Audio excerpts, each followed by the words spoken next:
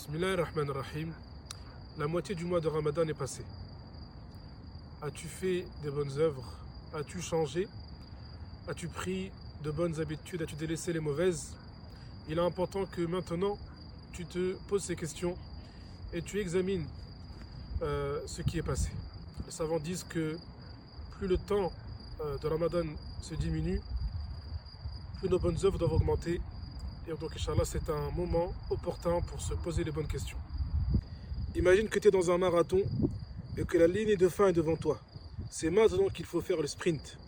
C'est maintenant qu'il faut se donner au maximum. Parce que, Wallahi, subhanallah, ce mois-là passe extrêmement vite. On ne se rend même pas compte. Ça fait déjà 15 jours de Ramadan. Alors qu'il y a à peine quelques temps, on parlait du début de ce mois béni. Donc, profites-en, donne-toi à fond, surtout dans les 10 dernières nuits de ce mois béni. Car nous savons que dans les 10 dernières nuits se trouve une nuit qui est meilleure que 1000 mois. Allah dans le Coran a dit, comme vous le savez, Inna anzalnahu fi laylatil qadr, wa ma adraka ma laylatul qadr, laylatul qadri khayrun min alfi shahr. La nuit de Al-Qadr est meilleure que 1000 mois. 1000 mois, c'est plus de 80 ans. C'est une nuit qui est spéciale. C'est une nuit où tu peux investir auprès d'Allah des récompenses énormes par sa miséricorde.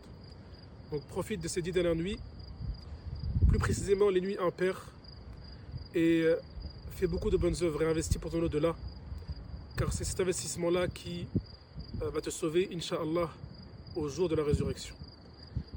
Et le vrai perdant est celui dans lequel le mois de Ramadan s'est passé, dans lequel les 10 dernières nuits du Ramadan se sont passées, dans lequel les nuits impaires du Ramadan sont passées sans qu'il n'ait essayé d'adorer le Créateur et d'augmenter dans les actes surrogatoires et de faire les bonnes œuvres dans lesquelles il récoltera les récompenses auprès de son Seigneur. Wallahi est perdant celui qui laisse ce temps-là passer comme si de rien n'était, qui vit sa routine journalière et quand le Ramadan se terminera, eh bien c'est comme si ça n'a rien changé dans sa vie.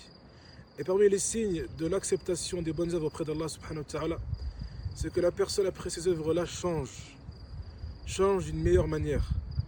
Après ce Ramadan-là, normalement tu es censé devenir une meilleure version de toi-même. Et garder cette motivation, bi'idnillahi ta'ala, même hors du mois de Ramadan. Regarde, tu as pu jeûner tous les jours. Tu as pu prier la nuit. Tu as pu faire des œuvres que tu n'aurais pas fait d'habitude. Quelle est la différence? Ce n'est pas parce que c'est que le mois de Ramadan que tu as pu le faire. Bi'idnillah, tu peux même le faire dans les autres mois de l'année, durant les autres journées de l'année. Car si tu peux le faire maintenant, tu pourras le faire plus tard. Birahmatillahi ta'ala. Et le prophète, sallallahu alayhi wa sallam, durant les 10 dernières nuits de Ramadan, lui et ses épouses pratiquaient al-i'tikaf, la retraite spirituelle. Lui et ses épouses allaient à la mosquée et y restaient durant les 10 dernières nuits. Ils ne sortaient que pour ce qui est nécessaire. Une pratique, même après la mort du prophète sallallahu alayhi wa sallam, ses épouses ont continué à la pratiquer.